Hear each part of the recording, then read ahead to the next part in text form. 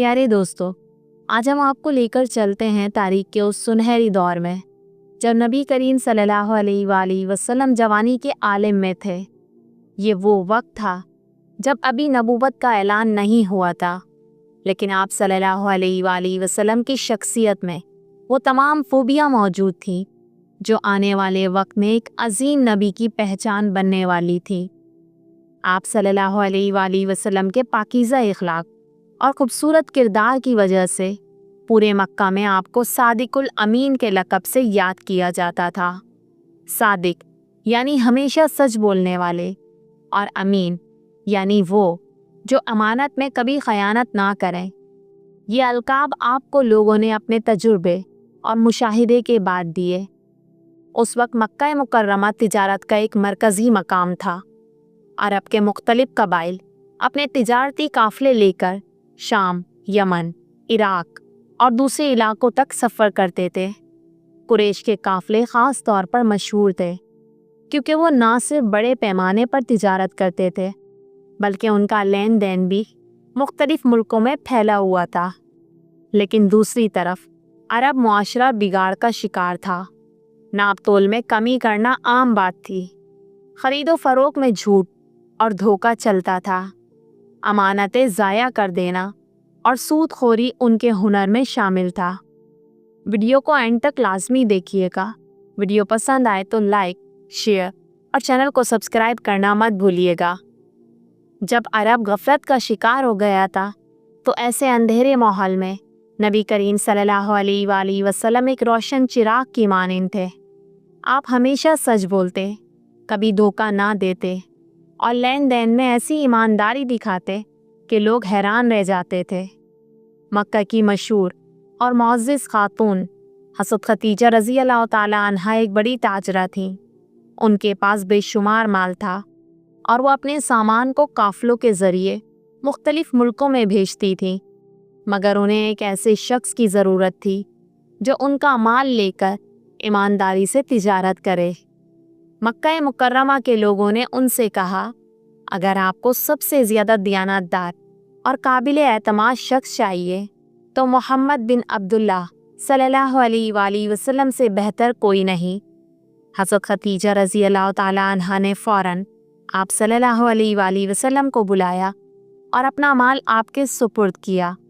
ساتھ ہی اپنے ایک غلام میسرہ کو بھی ساتھ بھیجا تاکہ وہ آپ صلی اللہ علیہ وآلہ وسلم کے سفر اور معاملات کا مشاہدہ کرے۔ جب قافلہ روانہ ہوا تو پورا سفر آپ صلی اللہ علیہ وآلہ وسلم کی سچائی اور ایمانداری کا گواہ بن گیا۔ حضرت میسرہ نے راستے میں کئی مرتبہ ایسے مناظر دیکھے جو عام انسان کے بس کی بات نہیں تھی۔ دھوپ میں جب سب تھک جاتے تو آپ صلی اللہ علیہ وآلہ وسلم پر بادل کا ٹکڑا سایہ کر دیتا۔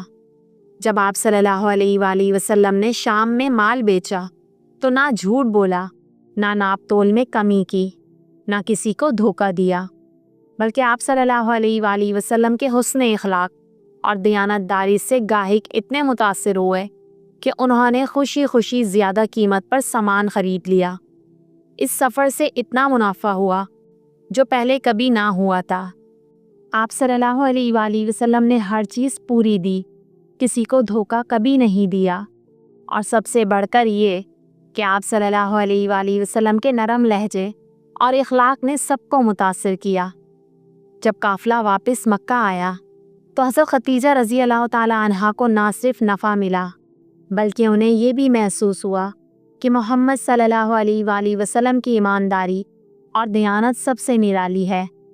حضرت میسرہ نے بھی سفر کے تمام مشاہدات حضرت خدیجہ رضی اللہ تعالی عنہا کو سنا دیے، جس سے ان کے دل میں نبی کریم صلی اللہ علیہ وآلہ وسلم کی عظمت اور بھی زیادہ بڑھ گئی۔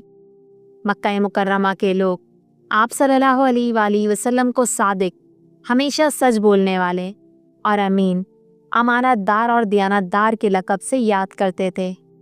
یہ لقب محض زبانی نہیں تھے بلکہ مکہ مکرمہ کے ہر فرد نے اپنی آنکھوں سے آپ صلی اللہ علیہ وآلہ وسلم کی سچائی اور امانت کا مشاہدہ کیا تھا۔ اگر کسی کو کوئی قیمتی چیز امانت رکھنی ہوتی تو وہ محمد صلی اللہ علیہ وآلہ وسلم کے پاس رکھتا، अगर कोई झगड़ा हो जाता तो लोग जानते थे कि मोहम्मद सल्लल्लाहु अलैहि वसल्लम जो फैसला करेंगे वो अदलो इंसाफ पर मबनी होगा। आप सल्लल्लाहु अलैहि वसल्लम का चेहरा मुबारक, आपकी गुफ्तगू, आपका अंदाज सबको ये यकीन दिला देता कि ये नौजवान झूठ या धोखे से कोसों दूर है। प्यारे भाइयों और बहनों, नबी करीम सल्लल्लाहु अलैहि वसल्लम की जवानी का ये तिजारती सफ़र महज एक कारोबारी सफ़र नहीं था, बल्कि ये आने वाली नबूवत की एक निशानी थी। ये हमें ये सबक देता है कि तिजारत और कारोबार में सबसे बड़ी दौलत ईमानदारी और सच्चाई है।